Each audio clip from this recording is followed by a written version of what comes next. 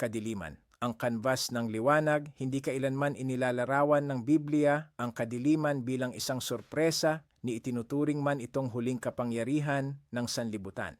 Mula pa lamang sa mga unang talata ng kasulatan, kinikilala na ang kadiliman bilang likas na kalagayan ng sangnilikha na naghihintay ng utos ng Diyos. At ang lupa ay walang anyo at walang laman at ang kadiliman ay nasa ibabaw ng kalaliman. At sinabi ng Diyos, magkaroon ng liwanag at nagkaroon ng liwanag.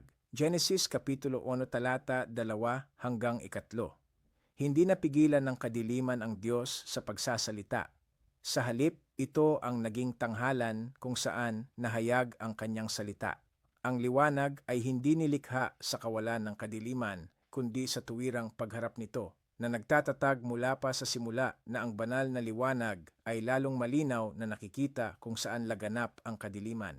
Ang banal na padron na ito ay ipinagpatuloy sa propetikong pahayag ni Isayas. Bumangon ka, magliwanag ka, sapagkat ang iyong ilaw ay dumating at ang kaluwalhatian ng Panginoon ay sumikat sa iyo. Sapagkat narito tatakpan ng kadiliman ang lupa at ng makapal na kadiliman ang mga bayan. Ngunit ang Panginoon ay sisikat sa iyo at ang kaniyang kaluwalhatian ay makikita sa iyo. Isayas Kapitulo 6 talatang 1 hanggang 2. Hindi itinatanggi ng propeta ang paglaganap ng kadiliman, ipinahahayag niya ito. Gayunman, ipinapahayag din niya na ang pagsikat ng kaluwalhatian ng Diyos ay hindi nahahadlangan ng kadiliman kundi nahahayag sa pamamagitan nito. Ang kadiliman ang nagbibigay sa liwanag ng kaibahan, linaw at kapamahalaan. Kung walang gabi, ang pagsikat ng araw ay hindi mapapansin. Kung walang espiritual na kadiliman, ang banal na kaluwalhatian ay hindi makikilala bilang tunay na kaluwalhatian. Sa buong kasulatan, inihahayag ng kadiliman ang pangangailangan sa liwanag. Ipinahahayag ng salmista, ang Panginoon ay aking ilaw at aking kaligtasan. Kanino ako matatakot? Awit Kapitulo 27, unang talata. Ang liwanag ay itinutumbas sa kaligtasan sapagkat ang tao ay naghahangad lamang ng kaligtasan kapag napaliligiran ng panganib, kalituhan at banta. Inuulit ni Isayas ang katotohanan ito ng kaniyang ipahayag, ang bayang nagsilakad sa kadiliman ay nakakita ng dakilang ilaw. Isayas Kapitulo 9, 2 talata. Ang liwanag ay hindi ibinibigay sa mga hindi kailanman nakaranas ng kadiliman. Ito'y sumisinag sa mga lumakad dito sa mga nanahan sa lupain ng anino ng kamatayan.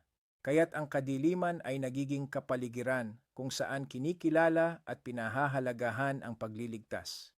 Ang hulang ito ay natupad kay Kristo mismo. Isinulat ni Juan, sa kaniya ay may buhay, at ang buhay ay siyang ilaw ng mga tao, at ang ilaw ay lumiliwanag sa kadiliman, at ito'y hindi napagtagumpayan ng kadiliman. Juan Kapitulo 1, talatang 4 hanggang 5. Hindi nalulupig ng kadiliman ang liwanag, ni napapatay man ito. Sa halip, hindi ito nauunawaan ng kadiliman.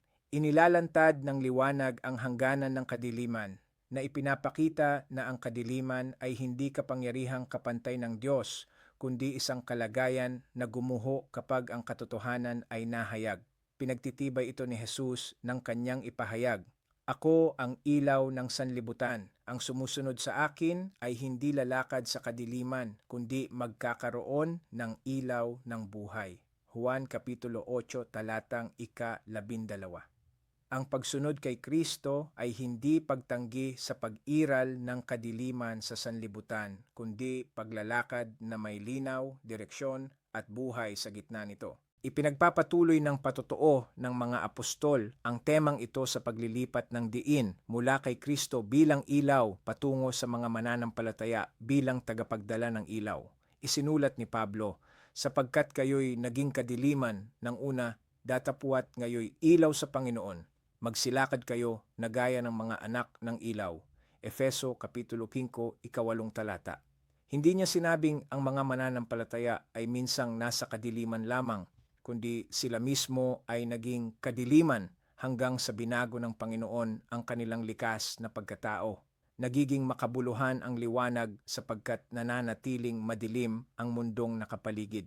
Pinagtitibay ni Jesus ang katotohanan ito nang kanyang sabihin, "Kayo ang ilaw ng sanlibutan. Ang isang bayan na nakatayo sa ibabaw ng isang bundok ay hindi maitatago." Mateo Kapitulo 5, 14 na talata. Ang isang bayan ay nagniningning sapagkat napaliligiran ito ng gabi, alisin ang kadiliman at mawawala ang kaibhan ng patutuo ng liwanag. Higit pang pinapayuhan ni Pablo ang iglesia sa pamamagitan ng paglalagay ng tawag na ito sa loob mismo ng isang sirang sanlibutan.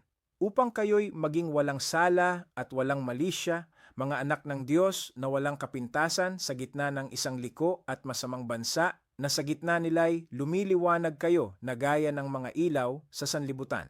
Filipos Kapitulo 2, 15 talata. Ang kasamaan ng bansa ay hindi aksidente. Ito ang mismong konteksto kung saan ang mga anak ng Diyos ay dapat magniningning. Ang kadiliman ay hindi tanda ng pagkatalo. Ito'y tanda ng atas. Kaya't ang panawagan ni Isayas na bumangon ka, magliwanag ka, ay hindi pagtanggi sa kadiliman kundi tugon dito. Ang kadiliman ay hindi kabaligtaran ng plano ng Diyos. Ito ang canvas kung saan ipinapakita ang kanyang kaluwalhatian, gaya ng ipinahayag ni Pablo, sapagkat ang Diyos na nagsabing mula sa kadiliman ay sisilang ang ilaw ay siyang sumilang sa aming mga puso upang magbigay ng ilaw ng pagkakilala sa kaluwalhatian ng Diyos sa mukha ni Hesukristo. Ikalawang Korinto, Kapitulo 4, pang-6 na talata. Kapag dumarami ang kadiliman, ang iglesia ay hindi tinatawag na umurong o mawala ng pag-asa, kundi bumangon, sapagkat ang liwanag ay hindi umiiral upang magreklamo laban sa kadiliman, kundi upang ihayag ang katotohanan, ilantad ang kamalian at akayin ang mga tao tungo sa buhay.